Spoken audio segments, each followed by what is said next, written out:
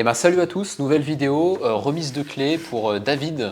David qui est producteur de CID et qui nous a rejoint pour son projet de sous-loc pro clé en main. Donc voici les clés de ton appartement, David. Félicitations, ça fait un petit moment que tu l'as signé, mais on te remet tout juste les clés. Je te laisse ouvrir la boîte, petit cadeau, et puis après on pourra voir ensemble ton parcours et comment tu es venu à la sous-loc. Ok, merci en tout cas. Avec grand plaisir.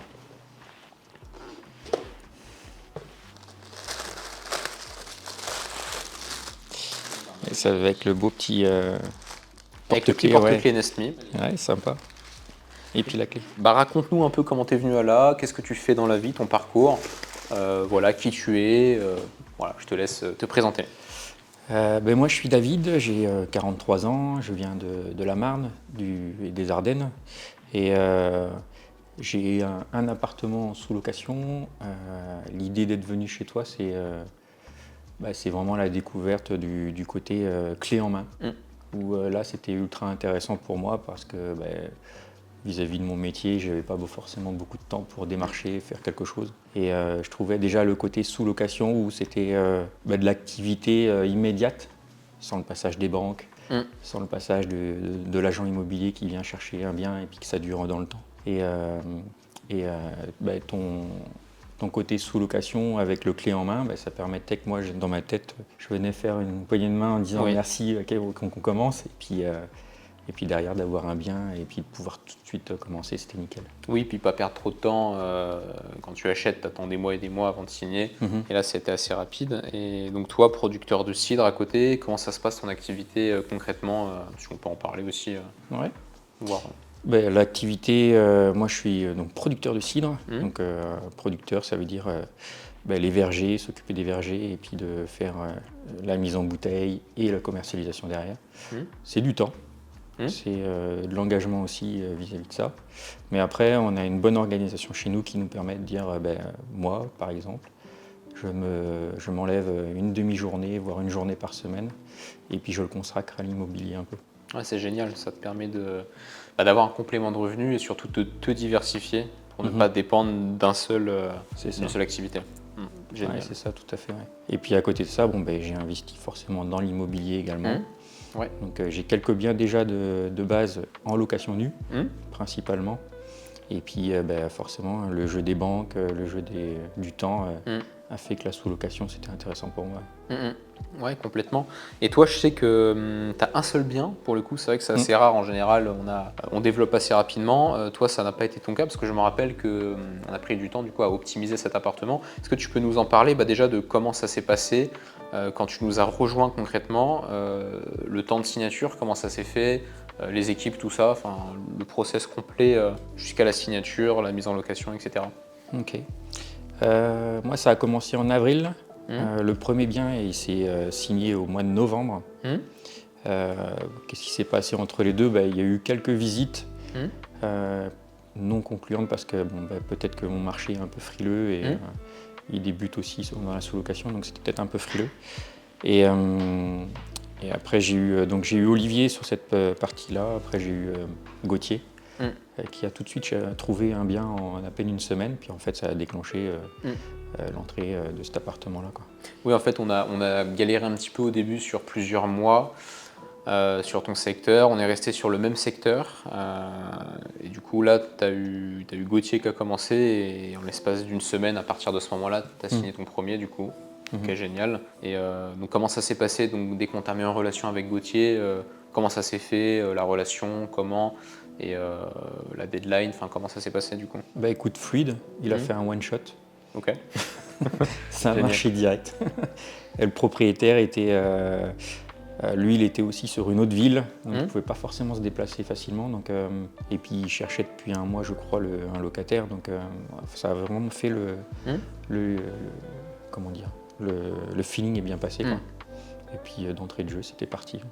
En plus, son appartement, il était nickel. Oui, il est magnifique, c'est le T3 à Reims, je vois c'est lequel. Déjà décoré, déjà prêt en fait, pour le Airbnb, pour la sous-location et la location courte durée. Oui, c'est celui que je pense, beau parquet, tout ça, j'ai les photos en tête. Vraiment sympa, T3. Et c'est quoi les chiffres du coup sur ce T3 loyer, chiffre d'affaires? Alors loyer Un gros loyer pour le Fourchette haute secteur. pour un T3. Ouais. Oui, tout à fait. Et chiffre d'affaires, je suis sur une base, parce que maintenant j'ai un an de recul. C'est parfait ça, au moins Ouais. on peut avoir un Tout vrai à fait, visuel. ouais, je suis à peu près à 1008, 1009 Ok, donc un petit x2. sur lycée, sur l'année, quoi. Ok. Oui, donc tu as rentabilisé, tu as fait une marge la première année, et puis là l'idée c'est d'aller chercher. Complètement. C'est quoi l'objectif prévisionnel sur cet appartement sur la deuxième année justement, en termes de cash flow? Bah déjà, j'aimerais bien augmenter le pourcentage de nuitées. Là, je suis à peu près à 69%. Donc l'idée, c'est de passer la barre des 75%. Ça Ouais. serait bien, ouais. C'est vrai qu'il y a des loyers qui sont plus compliqués à rentabiliser. Là, tu es sur une fourchette haute, après tu as un très bon standing. Donc là, pour l'image de la boîte, c'est génial. Et c'est pour ça que dans un parc, on dit toujours qu'il faut diversifier, avoir des appartements pas forcément magnifiques, mais avec des loyers qui sont un peu plus faibles, qui vont aller chercher plus de marge, et d'autres avec comme une vitrine en fait, qui ne te rapporte pas forcément plus de marge, mais qui te permettent d'avoir des accords auprès des propriétaires parce que tu as des beaux biens et ça permet d'être mis en avant. Voilà. Et je pense que ce bien en fait partie du coup. Ouais, il fait vraiment la vitrine. La vitrine du. Ouais, complètement. Et ce qui est intéressant du coup, c'est que nous, notre collaboration, elle ne s'arrête pas juste à des appartements sous loc, mais maintenant, on travaille ensemble sur la partie acquisition d'appartements sur Reims. Donc, tu es notre agent technique sur le secteur de Reims. Que tu peux expliquer un peu la collaboration, comment ça se passe par rapport à ça? Alors, c'est un peu compliqué sur Reims, c'est un secteur, pour ceux qui ne savent pas, où c'est difficile de trouver des appartements. Les propriétaires sont très très réticents comparé à d'autres secteurs, mais on s'accroche et on signe quand même des appartements. Voilà. Est-ce que tu peux expliquer un peu comment ça se passe cette collaboration Bah, écoute, toujours pareil, Gauthier. Toujours Gauthier. Dans la dynamique, il trouve des propriétaires qui sont éventuellement dans un premier temps en accord avec la sous-location. Et puis là, en plus, c'est une période propice entre janvier et mars où les gens, les propriétaires du moins, cherchent des locataires. C'est difficile de marcher sur place parce que c'est principalement, ils sont sur les étudiants. Et de ce fait-là, il a une belle liste qui m'a fait bien démarrer. C'était inconséquent au niveau travail. Et là, j'ai fait peut-être 5 ou 6 visites de mémoire.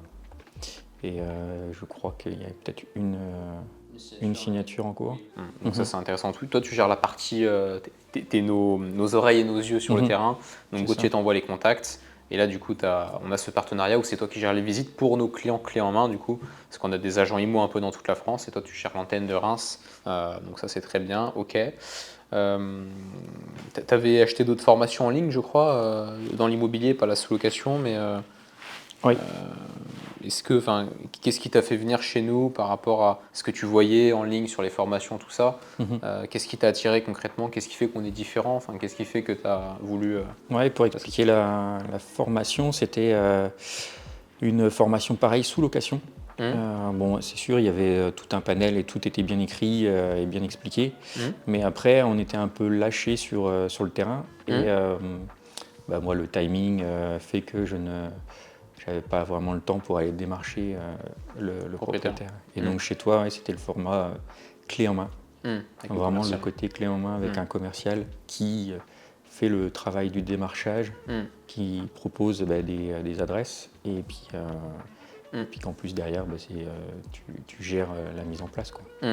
Ok, très bien. Très bien, je pense qu'on a fait à peu près le tour. Qu'est-ce que tu dirais à quelqu'un qui hésite justement à lancer un projet comme la sous-location, l'immobilier, qui veut un complément de revenu? Qu'est-ce que tu dirais à cette personne-là qui ne sait pas trop par où commencer? Ouais. Quoi dire le premier juste de l'immobilier et de l'investissement, si on est prêt, c'est de se lancer. Donc après, le côté chez toi, tu n'y perds rien parce que tu te lances, tu sais que déjà que tu as un bien rentable qui va être rapide, ce retour sur investissement, je veux dire. Et de ce côté-là, en plus, si jamais tu te dis, finalement, c'était pas fait pour moi, l'avantage de ton système, c'est que un mois de délai et puis tu peux partir. Et puis, oui, un mois de préavis. Un mois de préavis et tu peux partir sans problème, quoi. Bon, après, même si vous allez voir, vous allez rester dedans, quoi. Oui, un minimum, oui, parce que c'est sûr. Il faut voir la rentabilité. Même toi, là, ton premier bien, on a vite vu que le loyer était un peu trop élevé, donc la marge, elle a été mangée un peu par le loyer. Mais au final, ça reste du long terme et c'est pas parce que la première année, tu fais X que tu feras pas X x 2 la deuxième année ou x 3. Puis après, c'est du réseau. Hein, de toute oui, façon. c'est ça. s'il y en a un qui ne fonctionne pas, le deuxième ou le troisième Oui, va compenser et puis il va retravailler complètement. derrière. Ouais. On a des appartements qui sont 5 fois plus rentables que d'autres et après je pense qu'il faut tester et puis après, mais pas s'arrêter à un échec, voilà. Et puis, ok.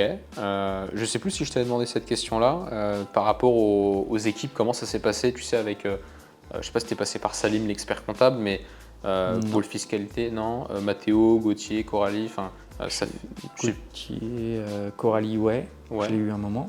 comment ça s'est passé avec Coralie? Coralie, ben, on a vu ensemble un peu ce qu'on pouvait améliorer sur la rentabilité. J'avoue, j'ai bien écouté, j'ai bien entendu, mais la mise en place, j'ai pas eu le temps de le faire. Ok. L'idée, je voulais vraiment regarder déjà sur une année complète ce que ça pouvait rapporter, ce que ça pouvait faire. Et bon, l'objectif de la deuxième année, là, c'est vraiment d'appliquer ce qu'elle disait.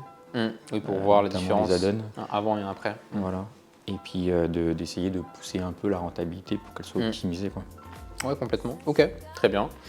Et ben, petit dernier mot de la fin pour les équipes. Qu'est-ce que tu pourrais dire du coup aux équipes voilà, petit mot de la fin.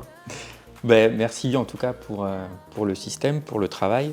Et puis courage à vous et amusez-vous bien surtout. C'est le but. Et ben, merci David du coup d'être venu. Merci à côté Mathieu, en plus. Et puis bah, à très vite du coup pour la prochaine remise de clés. Et puis et merci encore David. Merci.